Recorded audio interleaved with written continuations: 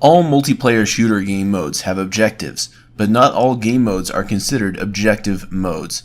I'm going to explain to you why that is, and why objective modes are objectively better and non-objective modes are objectively bad.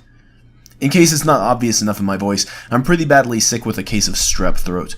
My voice doesn't usually sound like this, but I'm making a video anyway because that's how badly I want to talk about this issue. It's a pretty simple one. Most multiplayer shooters have either a deathmatch, aka free-for-all mode, in which you're a lone wolf with the goal of killing everything that moves while trying to preserve your own constitution, or a team deathmatch mode which splits players up into two or more groups and tosses them at each other. These modes are awful. Here's why. Firstly, there is no focal point. There are only natural kill zones.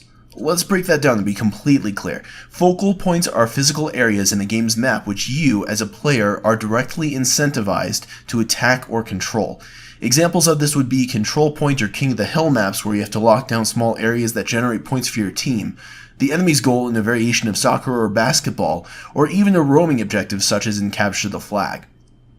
Just to be clear on that last point, the initial focal points in Capture the Flag are the flag locations, since you need to reach the enemy's flag and prevent them from taking your own. Once a flag is taken, however, the flag carrier becomes a moving focal point, as they must be stopped or assisted in order to influence the game's results. Focal points are fantastic because they enable more conscious map design. For example, a sniper's nest with a line of sight to a control point will necessarily lead players to consider whether it's worth the risk of sitting in that nest and being a fairly easy shot, but having instant kill access to the most important part of the map. A focal point surrounded by a wide open area will generate significant chaos in the conflicts to control it, since there's more angles and lines of sight from which players might be attacking.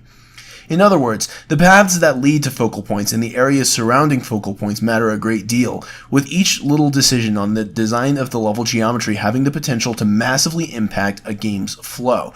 Details as small as whether a barrier is at neck height or obscures a standing player behind it can seriously affect the way players decide to play the game. You're far more likely, for example, to stand behind a barrier if you can shoot at somebody while exposing very little of yourself than you are to expose half your body by peeking out from the side of a higher wall. All this is considered by smart game developers because they know that a map's details are going to psychologically influence your behavior. Focal points fundamentally differ from kill zones. While kill zones and focal points often overlap, kill zones are not necessarily areas in which players are incentivized to control in objective modes. They are areas through which players sometimes travel due to the convenience of taking that route or the number of paths to which they're given access from that kill zone. Kill zones are the areas that players will often guard since it's obvious or inevitable that people are going to walk through them. Due to various kinds of player respawn systems, or where you appear after you die, it's not always predictable what kill zones are going to be. To summarize the above, focal points are intentionally crafted centers of tactical action. Kill zones are the consequence of convenient lines of sight. Good maps are designed around the former, whereas the latter is present regardless of the first-person shooter. What difference does this make in regards to the quality of a game mode? Simple. In Deathmatch and Team Deathmatch, there are no focal points. Assuming that a game's meta lends relatively equally to both camping playstyles and aggressive run-and-gun playstyles, players will generally engage in a variety of playstyles that renders intentionally designed focal points obsolete. For the most part, it's mindless, and it wastes a map's potential as an arena that demands greater tactical thinking from players. The only exceptions to this rule are arena shooters, which include power-ups or pickups as a key part of the gameplay. Unreal Tournament and Quake encourage players to control armor, bonus damage, and health packs, and in this sense, they are more objective-oriented than other deathmatch games. The difference is just that the objectives do not directly affect the points you have, but rather give you an advantage once a fight breaks out. The second problem with Deathmatch and Team Deathmatch is spawn trapping. Spawn trapping manifests in different ways for each mode, but it's nasty in both cases. There's also two kinds of spawning methods, dynamic spawning and fixed spawning. With dynamic spawning, spawns will change positions over the course of an encounter, like in most of Call of Duty's modes, or an arena shooter. Fixed spawning will respawn you in a specific location or area every time you die, such as in Counter-Strike's Defuse and Hostage modes, or Ballistic Overkill's team modes. Trapping is an issue with both of these methods. Since there's a basic understanding that nobody wants to spawn right into somebody else's sights and immediately get shot, Most shooters with dynamic spawning use systems that decide where a freshly killed player should spawn based on distance from hostile players and proximity to friendly players. This way, you're somewhat near your teammates and you have a chance to reposition before encountering another enemy. It's a solid model that works most of the time, but clever teams are able to occupy a map space in such a way that the enemy team's spawns are backed into an unfavorable corner of the map, such as one that forces players to run up against fortified camping spots.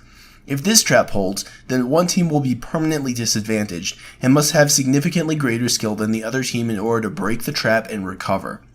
Fixed spawning makes spawn trapping even easier. If you already know exactly where the enemy is going to spawn, and half your team has the opportunity to set up such that you're able to monitor their spawn exits, that enemy is going to spend a lot of time not getting out of their spawn.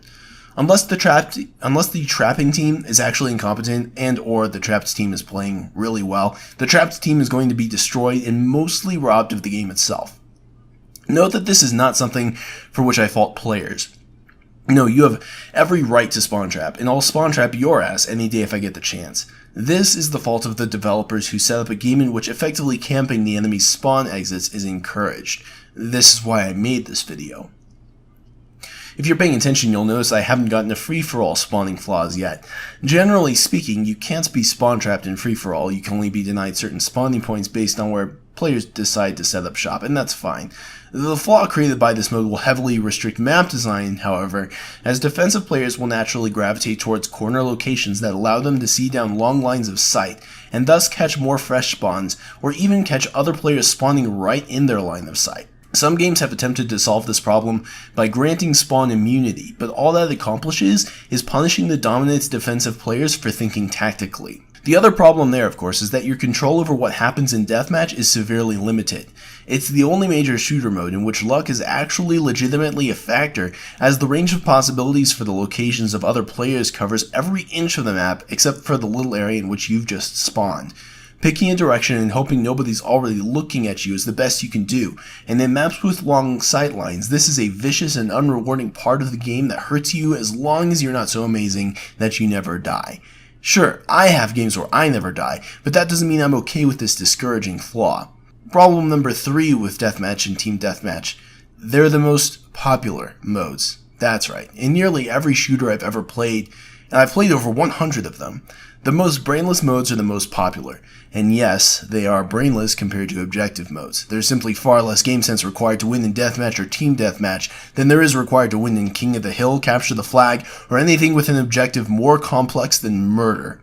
I understand that the following is my subjective opinion, but given that shooters are best experienced as highly competitive environments, and you can fight me on this, it only makes sense that the design of shooter-based confrontation should create an impossible-to-reach skill ceiling and push us as players farther down the path of mastery to reward us with more skill and more challenging encounters.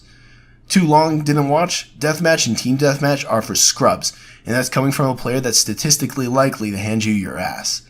Shooters, with few exceptions, are better when you play objective modes and exercise your potential beyond the rote memory of reload times, snapping aim, and mechanics.